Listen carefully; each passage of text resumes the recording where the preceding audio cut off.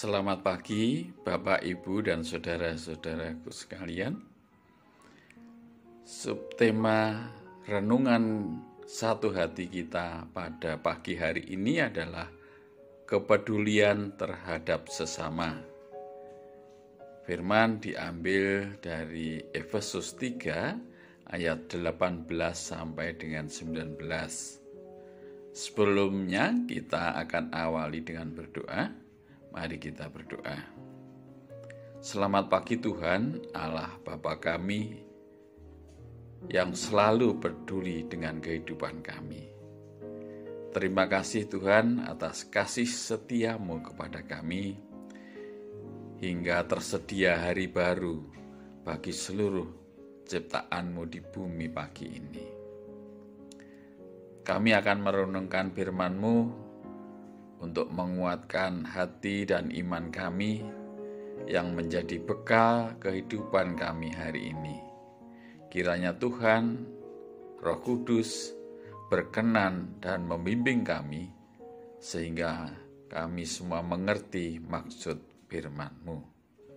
Dalam nama Tuhan Yesus Kristus, kami berdoa. Amin. Bapak, Ibu, dan saudara sekalian, firman Tuhan akan dibacakan oleh Mas Ito, pra-remaja dari GKJ Condong Catur. Mari silahkan Mas.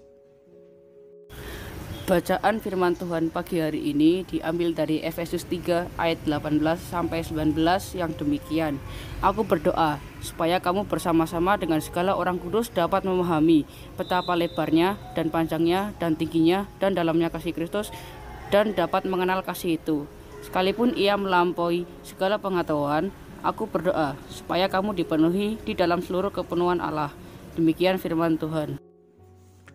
Bapak, Ibu, dan anak-anakku semua, dalam ayat-ayat Efesus seperti yang dikutip di atas, Rasul Paulus menyatakan bahwa ia berdoa bagi para pengikutnya dan segala orang kudus, agar mereka dikaruniai pemahaman yang benar mengenai betapa besarnya kasih Kristus.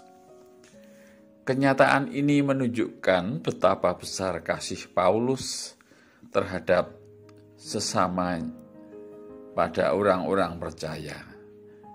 Melalui syafaatnya, Paulus memohon pada Tuhan agar mereka dikaruniai pemahaman yang benar mengenai betapa besar kasih dan kuasa Tuhan. Sebab oleh pengetahuan yang benar mengenai besarnya kasih dan kuasa Kristus itu, mereka pasti akan mengalami sukacita dan kesejahteraan abadi. Kita memang mengamini bahwa dengan kasih-Nya, kita yang berdosa ini telah diselamatkan, dan keselamatan ini membawa sukacita besar dalam hidup kita selamanya.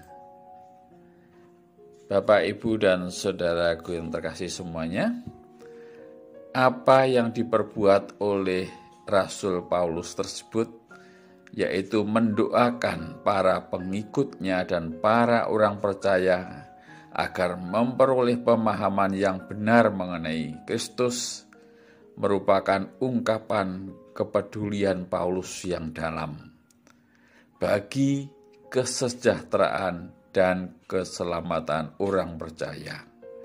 Walaupun Paulus sendiri masih berada di dalam penjara. Paulus telah berdoa. Kita seharusnya seperti itu juga, berbuat seperti Rasul Paulus, yaitu memohonkan kepada Tuhan keselamatan dan kesejahteraan bagi sesama kita. Terlebih-lebih bagi mereka yang sedang dalam keadaan memerlukan bantuan dan pertolongan. Perbuatan yang demikian sungguh merupakan suatu wujud kepedulian yang besar. Bapak, Ibu, Saudara-saudara dan anak-anakku sekalian, doa kita kepada Tuhan jangan sampai hanya merupakan permohonan untuk pemenuhan kepentingan diri kita sendiri saja, melainkan juga bagi kepentingan dan keperluan orang lain sesama kita. Mari kita lihat dan cermati sebentar yang ada di sekitar kita, setidaknya di gereja kita. Setiap minggu kita bersama-sama diingatkan oleh Bapak Ibu Pendeta atau majelis tentang saudara-saudara kita yang sakit, yang lemah, yang sudah tidak mampu pergi ke gereja, yang ada dalam kesulitan ekonomi, kesulitan untuk studinya, pekerjaannya, juga ketidakpastian akan hari depannya. Semua itu ada di sekitar kita.